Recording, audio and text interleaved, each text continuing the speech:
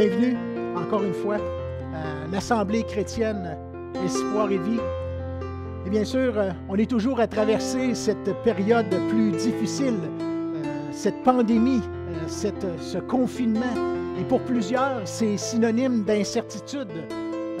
On ne connaît pas l'avenir, on ne sait pas ce qui va arriver.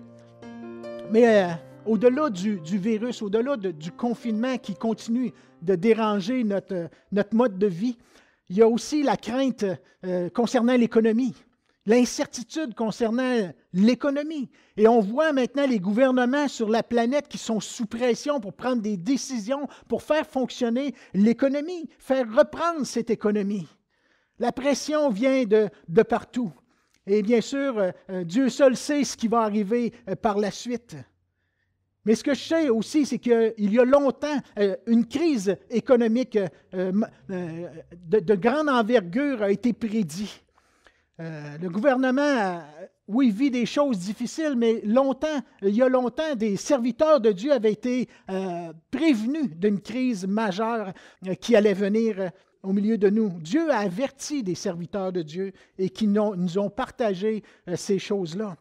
Et bien sûr, la Bible aussi nous avertit d'avance que des événements difficiles vont avoir lieu. La Bible parle des douleurs de l'enfantement, des signes des temps. C'est le titre du message ce matin, les signes des temps. Et Jésus a annoncé ces douleurs. Jésus a annoncé ces signes. Et un jour, lorsque ses disciples lui ont posé la question, quels seront les signes de la fin? Comment on va pouvoir savoir? Et dans l'Évangile de Luc, on a une série de signes que Jésus leur donne. Dans l'Évangile de Luc, chapitre 21, verset 7, qui nous dit, les disciples lui demandèrent, « Maître, quand donc cela arrivera-t-il? Et à quel signe connaîtra-t-on que ces choses vont arriver? » Et la première chose que Jésus leur dit, c'est « Prenez garde ». Verset 8, « Prenez garde que vous ne soyez séduits, que vous ne soyez trompés, détournés, car plusieurs viendront en mon nom, disant, c'est moi. » Et Jésus dit, le temps est proche, ne les suivez pas. Et bien sûr, il faut s'assurer en tant que croyant de suivre Jésus, de suivre sa parole, de marcher à sa suite, de suivre ses conseils à lui. Et non écouter toute personne qui parle au nom de Dieu ou au nom d'un Dieu quelconque, mais vraiment se tourner vers Jésus et lui faire confiance à lui. Et il dit au verset 9, « Quand vous entendrez parler de guerre, de soulèvement, ne soyez pas effrayés. » Il faut que ces choses arrivent premièrement, mais ce ne sera pas encore la fin. Alors il leur dit, « Une nation s'élèvera contre une nation et un royaume contre un royaume. » Au verset 11, il dit, il y aura de grands tremblements de terre et dans divers lieux des pestes ou on pourrait dire des virus, c'est un peu actuel, des famines. Il y aura des phénomènes terribles et de grands signes dans le ciel. Et ça, c'est les paroles de Jésus. Dans un autre passage, Jésus dit aussi que plusieurs faux prophètes s'élèveront. Ils séduiront beaucoup de gens. Des gens qui disent parler de la part de Dieu. Et verset 12 de ce passage de Matthieu 24 dit « Parce que l'iniquité, le mal, le péché selon Dieu sera accru et non le péché selon les hommes. » Parce qu'aujourd'hui, on le sait, on change les lois pour qu'on puisse appeler bien ce qui est mal. Et bien sûr, bien souvent, le mal est appelé bien et le bien est appelé mal. Et parce que l'iniquité, le péché sera accru, l'amour, la charité du plus grand nombre se refroidira. Ça fait partie des signes des temps aussi. Mais Jésus dit, gardez-vous d'être troublés, parce qu'il faut que ces choses arrivent. Ne soyez pas surpris par les douleurs de l'enfantement, mais veillez, soyez sur vos gardes, restez debout. Et bien sûr, Jésus disait à ses disciples de faire attention de ne pas être séduits par d'autres. Et lorsque je lis ces choses, que je vois ce qu'on peut vivre sur la planète et de voir toute cette séduction qui est autour de nous, je peux juste rendre grâce à Dieu d'être un chrétien. D'être un chrétien qui est né de nouveau, d'avoir l'assurance que Dieu prend soin de moi, que Dieu va me conduire en toutes circonstances, que sa parole va me guider, va me garder. Et Dieu va me garder aussi au travers de toutes les tempêtes de la vie, jusqu'au jour, bien sûr, où j'irai le rejoindre pour être avec lui dans ce temps béni qui n'aura jamais de fin. C'est un privilège et je rends grâce à Dieu encore aujourd'hui, au travers de toutes les circonstances, comme on le vit aujourd'hui, d'être un enfant de Dieu qui a confiance en Dieu et sait que Dieu prend soin de lui. Alléluia. Et j'aimerais vous dire aujourd'hui que toutes les choses vont rentrer dans l'ordre et que la semaine prochaine, tout va être comme c'était avant, tout va revenir à la normale, mais ce n'est pas le cas. Ce n'est pas le cas. Mais une chose que je peux vous dire, c'est qu'au travers de toutes circonstances, on peut avoir la paix que Dieu prend soin de nous, que notre Père céleste prend soin de chacun de ses enfants. On peut avoir l'assurance aussi, comme on l'a vu les dernières semaines, que Dieu entend nos prières, que Dieu connaît nos besoins et il veut nous conduire à bon port. Malgré les tempêtes, malgré les vents contraires, il veut nous conduire à la bonne place. La semaine passée, on a terminé avec un verset, une exhortation de Jésus de venir à lui pour qu'on puisse recevoir, bien sûr, en toutes circonstances, la paix qu'on a besoin, tout ce qu'on a besoin. Et j'aimerais qu'on puisse relire ce verset cette semaine afin de rassurer les gens qui pourraient vivre de la crainte, parce qu'on sait qu'au travers de ces circonstances-là que l'on vit présentement, certaines personnes éprouvent de la crainte, de l'incertitude. Ils ont besoin de trouver une paix au travers de ces circonstances, ne voient pas de solution parfois à leurs problèmes ou à leurs besoins.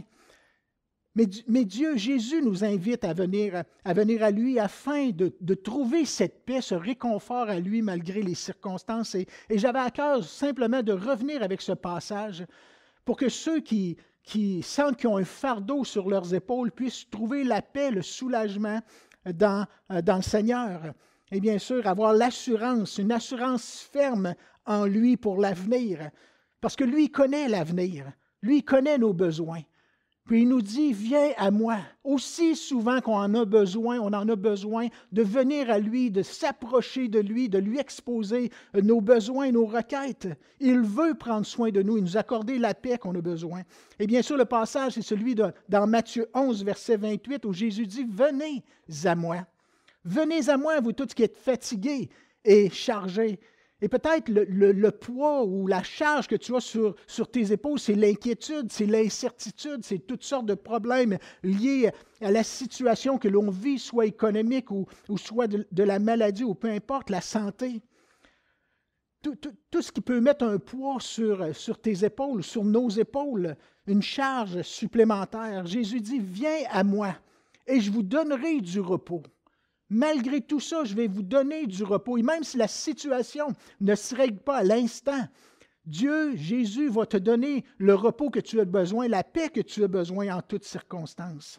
Prenez mon joug sur vous, recevez mes instructions. Recevez mes instructions, laissez-vous conduire par moi. Suivez mes conseils, suivez mes instructions. Croyez ma parole, mettez-la en pratique. Et bien sûr, au travers de ça, Dieu va nous donner ce qu'on a besoin. Jésus va nous donner ce qu'on a besoin.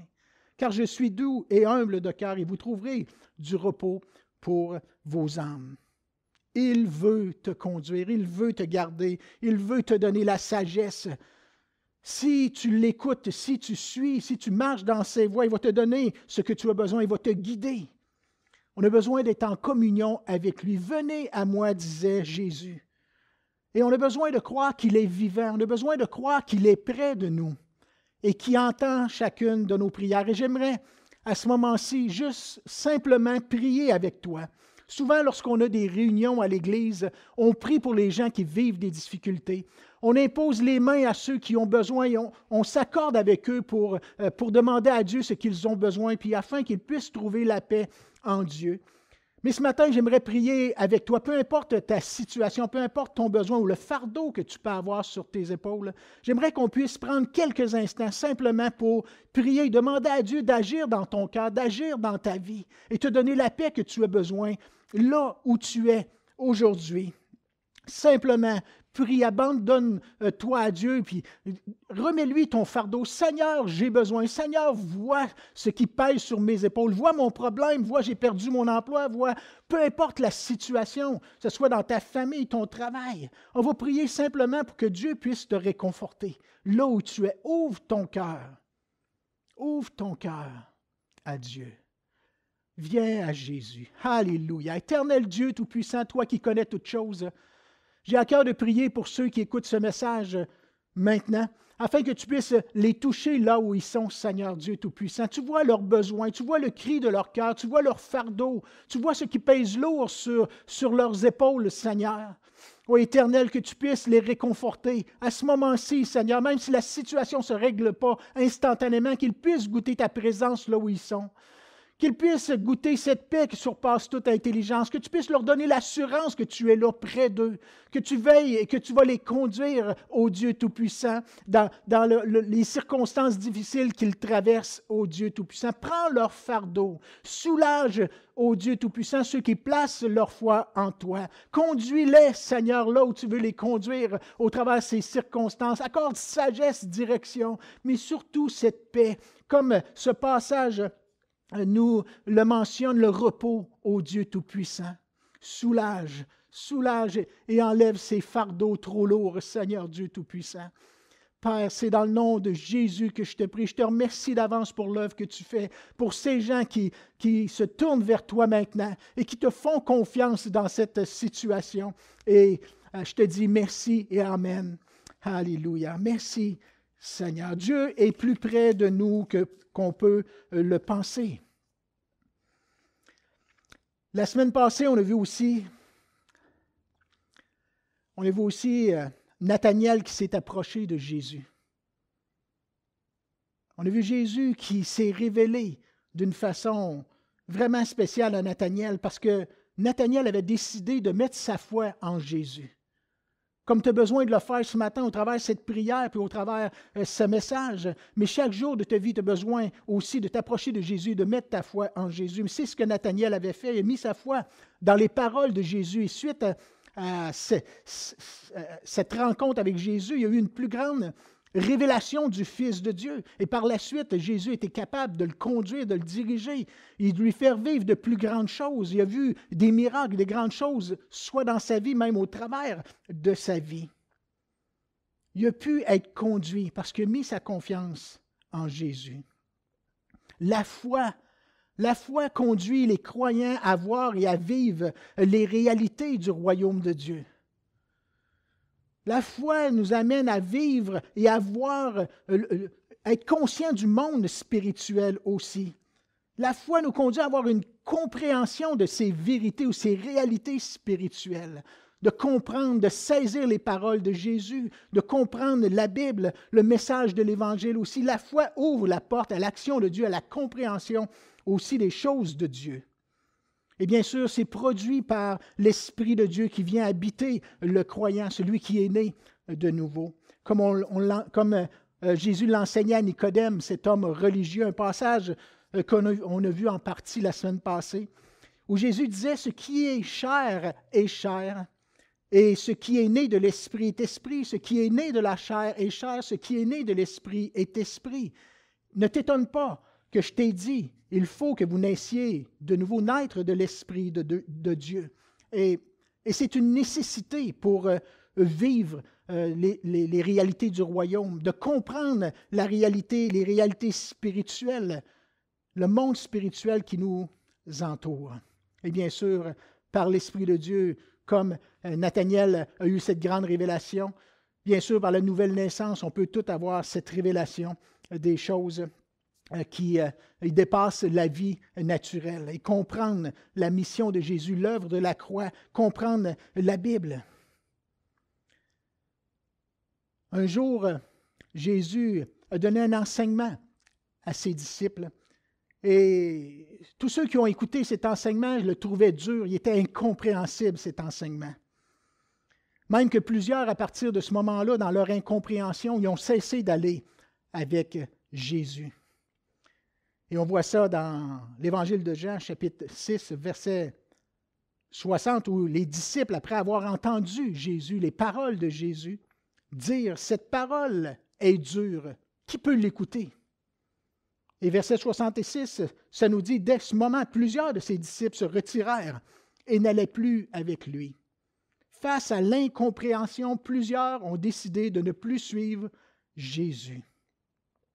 Et bien sûr, ce qui se passait à ce moment-là, ça se passe encore aujourd'hui, où les gens, dans l'incompréhension des choses de Dieu, de la parole de Dieu, de la mission de Jésus ou de l'œuvre de la croix, ou peu importe quel passage ou aspect ou doctrine de la Bible, des gens dans l'incompréhension abandonnent Dieu ou abandonnent la parole, la Bible, se détournent de Dieu. Plusieurs ne comprennent pas les paroles de Jésus, ne comprennent pas ce que Dieu dit ou ce que la Bible dit concernant le ciel, l'enfer, ne sont pas d'accord avec ces choses-là, ou le péché ou l'œuvre de la croix. Plusieurs n'acceptent pas le fait que tous sont pécheurs et sont privés de la gloire de Dieu, sont séparés de Dieu. Et bien sûr, c'est peut-être plus dur à comprendre comme le texte de Jean 6, où les disciples disaient, ces paroles sont dures, qui peut l'écouter, qui peut croire, qui peut saisir ces choses-là. Mais certains croyants rejettent souvent des paroles de l'Évangile, des paroles de Jésus, des doctrines concernant toutes sortes de sujets, ne suivent plus ou ne suivent pas le Seigneur, l'abandonnent même. Des croyants qui continuent d'être croyants, mais à leur façon. Et on voit dans cette situation-là des gens qui vont se forger un Dieu à leur convenance, vont se fabriquer une croyance, vont suivre une religion qui leur plaît plutôt que de suivre l'Évangile, les paroles de Jésus. Ça peut arriver aussi, ça peut être la même chose si on ne comprend pas ce que Dieu fait. Des gens, parfois, ne comprennent pas la volonté de Dieu, ne comprennent pas ce que Dieu fait ou ce que Dieu ne fait pas. Le pourquoi c'est comme ça. Pourquoi Dieu permet ça? Pourquoi les tempêtes? Pourquoi on traverse des situations difficiles? Pourquoi les douleurs de l'enfantement? Pourquoi ces choses viennent avant le retour de Jésus? Pourquoi la croix?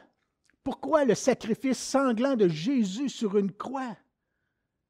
Et pour certains, ça devient des paroles dures, des enseignements qui peuvent être difficiles à entendre et les gens se détournent et cherchent un enseignement selon leur convenance.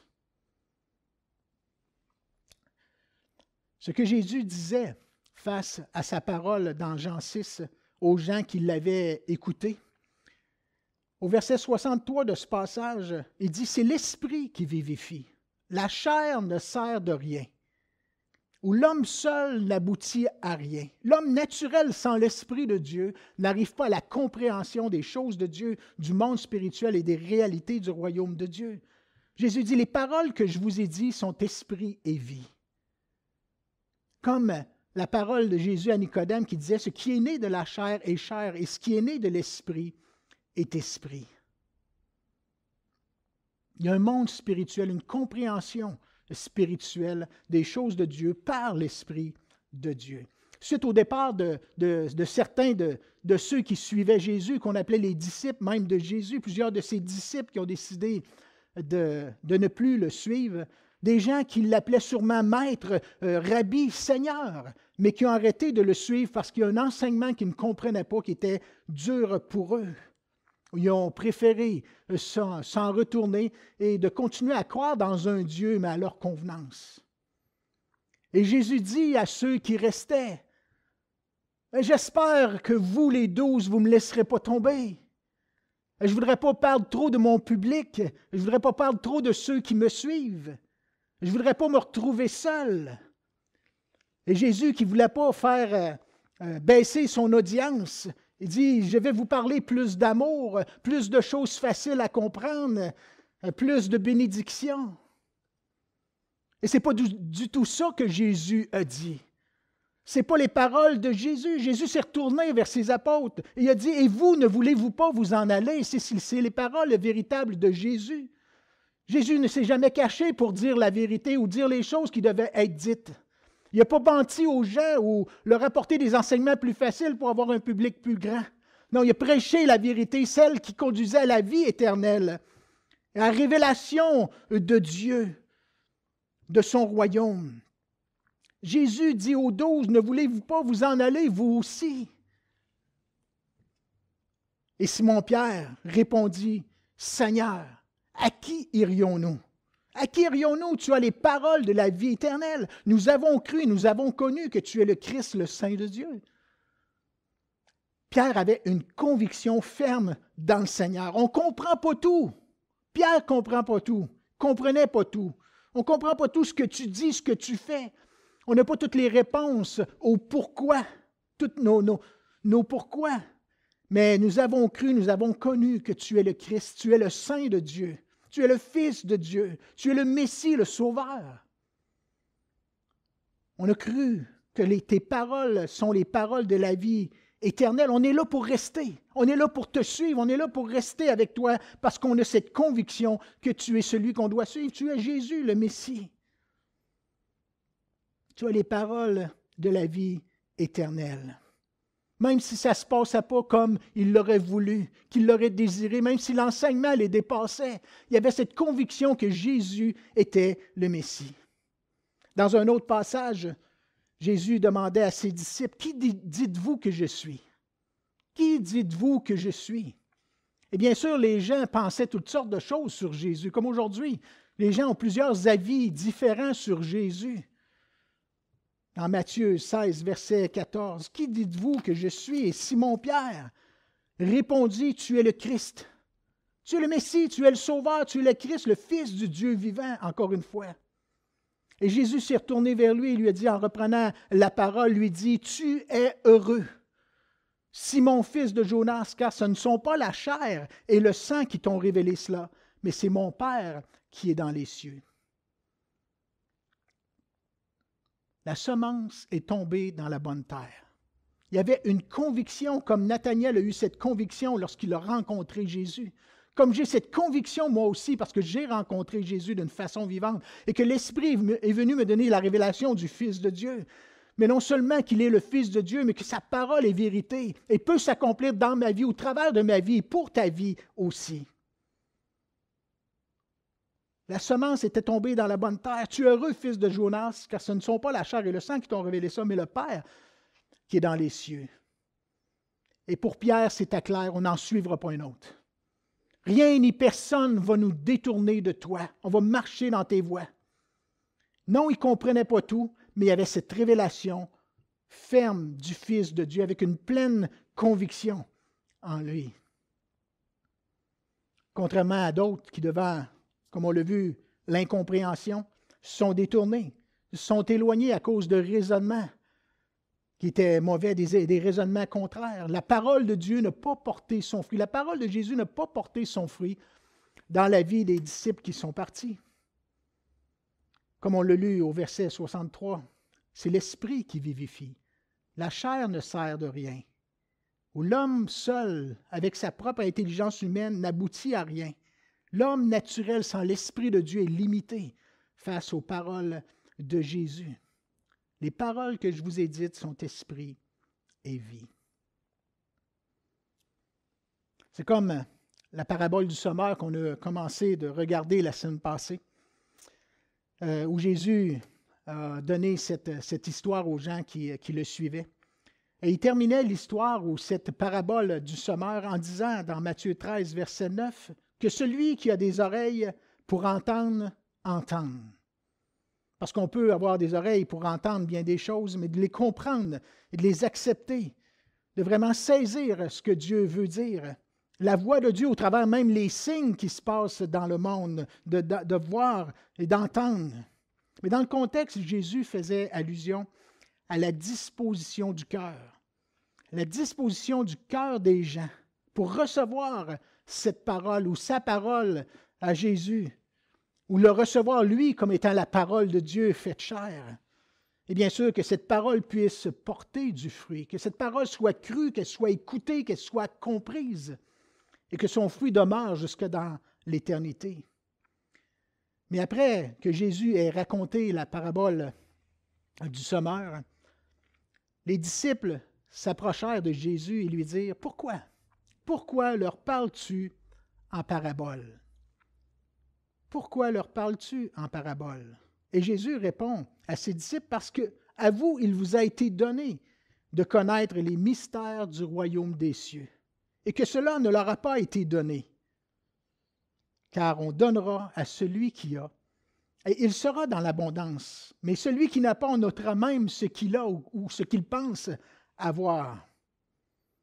On donnera à celui qui a. On donnera parce qu'ils ont placé leur foi en Jésus dans la parole de Dieu. Ils ont reçu. Il leur a été donné de connaître les mystères du royaume de Dieu parce qu'ils ont cru, ils ont mis leur foi en lui. Il leur a été donné de voir et de comprendre les réalités spirituelles.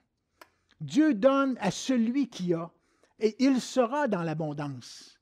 Mais à celui qui n'a pas, on notera même ce qu'il a. Plusieurs ne reçoivent pas la parole de Dieu ou veulent en recevoir simplement une partie à leur convenance. Plusieurs ne veulent pas, ne mettent pas la foi dans l'entière parole de Jésus, son message, ou n'entendent pas ou ne veulent pas entendre la parole de Dieu. Donc, il ne leur a pas été donné parce qu'ils n'ont pas mis foi en lui. Et suite à la parabole, la suite de la parabole, Jésus dit au verset 14, « Pour eux, s'accomplit cette prophétie d'Ésaïe. Vous entendrez de vos oreilles, et vous ne comprendrez point. Vous regarderez de vos yeux, et vous ne verrez point. » Et bien sûr, Jésus souligne la disposition du cœur des gens. C'est le sens même de toute la parabole du sommeur. Le verset 15 qui dit, « Car le cœur de ce peuple, le cœur des gens est devenu insensible. Ils ont endurci leurs oreilles et ils ont fermé leurs yeux. » Puis à cause de leur disposition de cœur, il ne leur a pas été donné, si on suit au message dans cette parabole, le message de Jésus. Pas que Dieu ne voulait pas leur donner, pas que Dieu n'était pas prêt à se révéler, comme il est prêt à se révéler à chaque personne qui le désire, qui met sa foi en lui.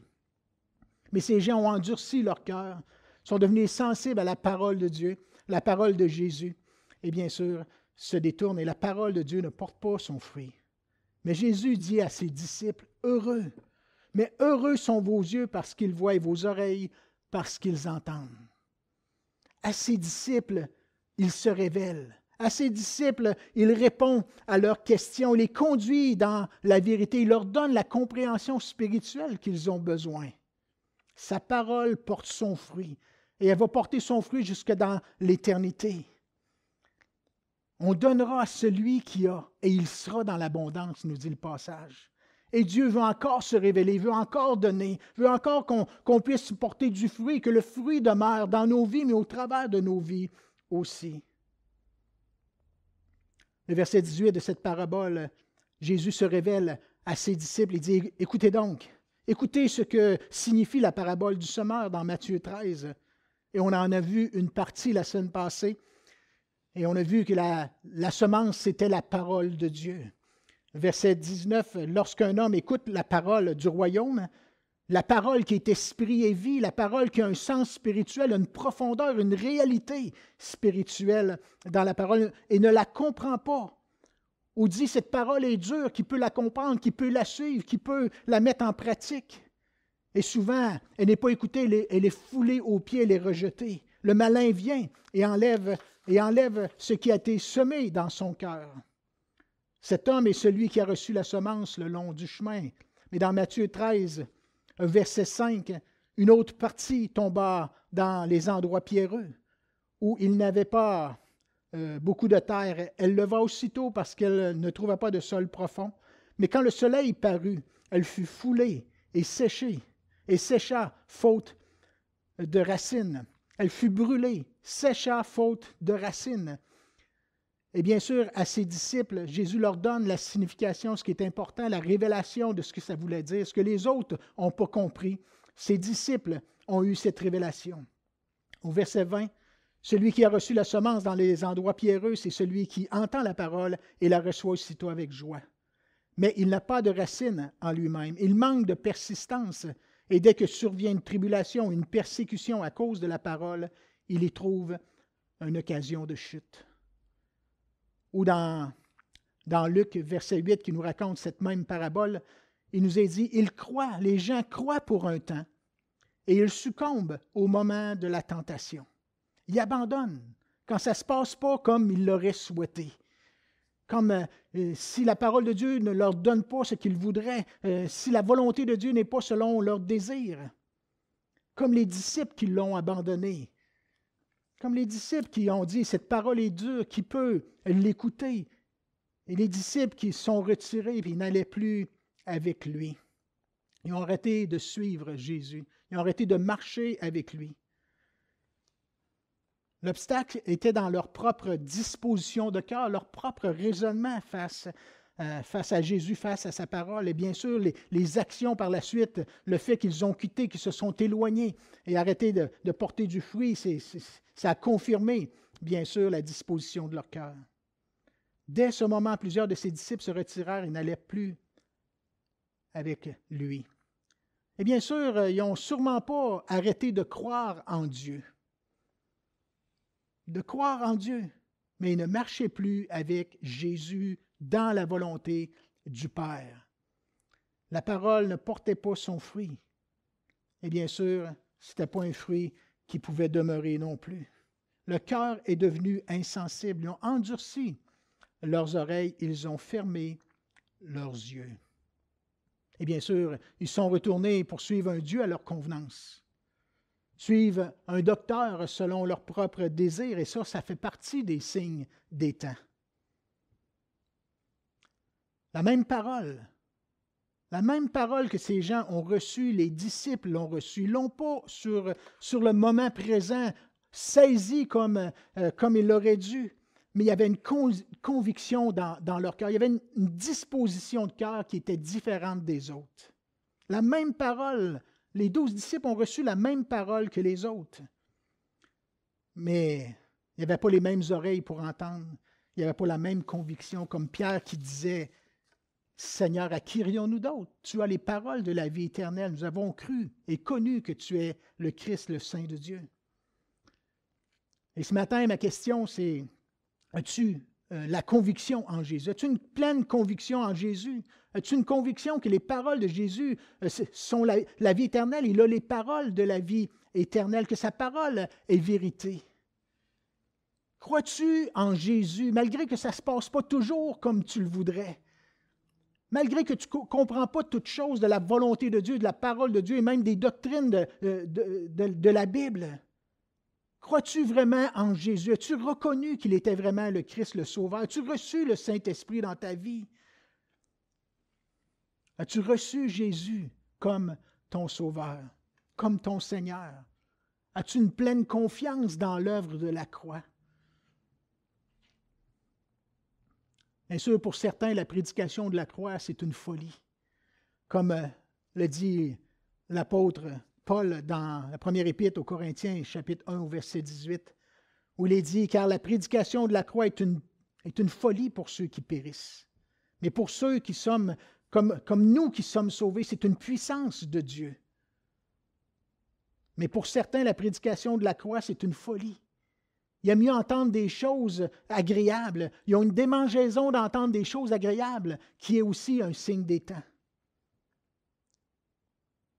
Mais pour ceux qui sont nés de l'Esprit, ça nous dit qu'il leur a été donné de connaître les mystères du royaume des cieux, l'importance de ces choses, de comprendre ces choses, de saisir la parole de Jésus, les paroles de Jésus qui sont esprit et vie et qui vont porter le fruit.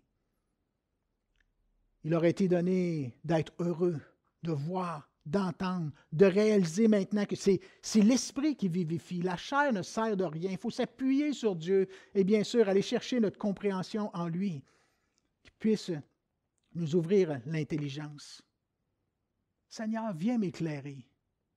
S'il y a des choses qui te dérangent dans la Bible, Seigneur, viens m'éclairer. S'il y a des choses qui te dérangent dans les paroles de Jésus, Seigneur, viens m'éclairer. Viens m'ouvrir l'intelligence afin que je puisse comprendre la croix, comprendre le sacrifice, comprendre que je suis pécheur, comprendre que j'ai besoin du sacrifice de Jésus pour vivre dans ta présence éternellement, comprendre que tous sont pécheurs et sont privés de la gloire de Dieu, comprendre que sans le sacrifice de Jésus, je suis perdu. Seigneur, ouvre mon intelligence.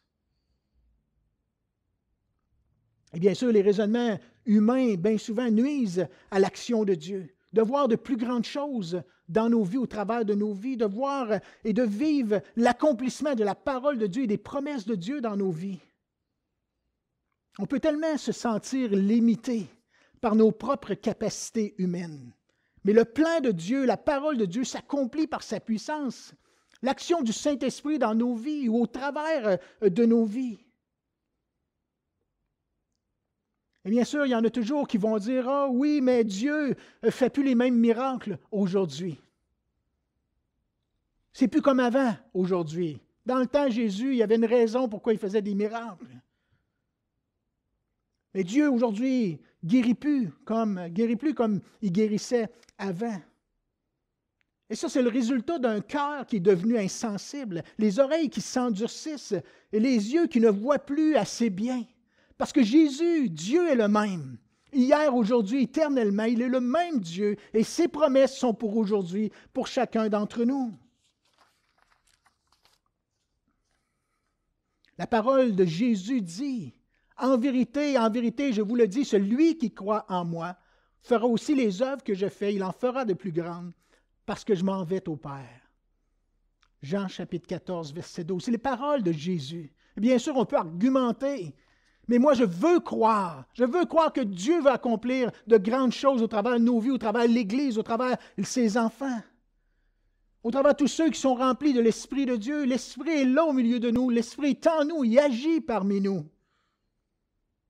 Ouais, mais en 2020, c'est plus pareil.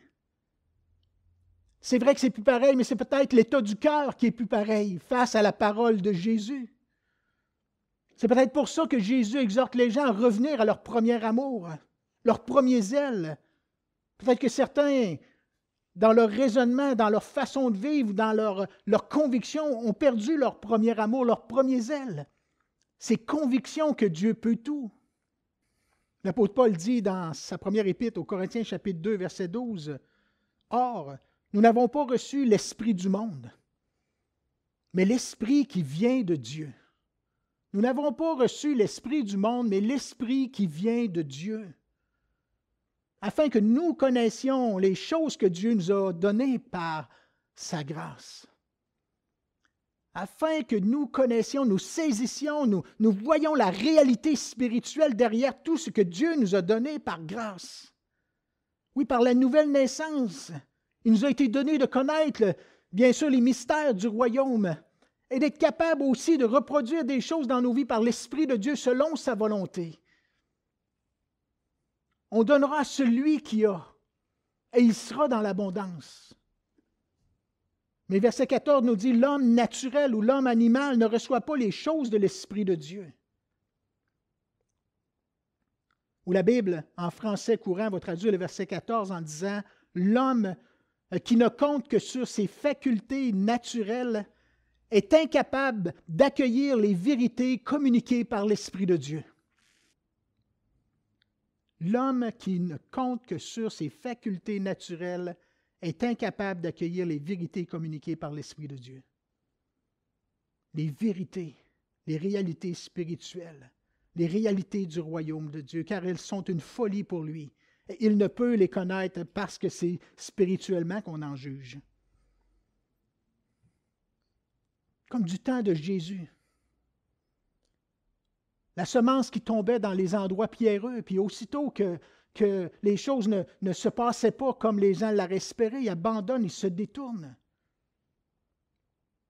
Au moment de la tentation, ils se détournent.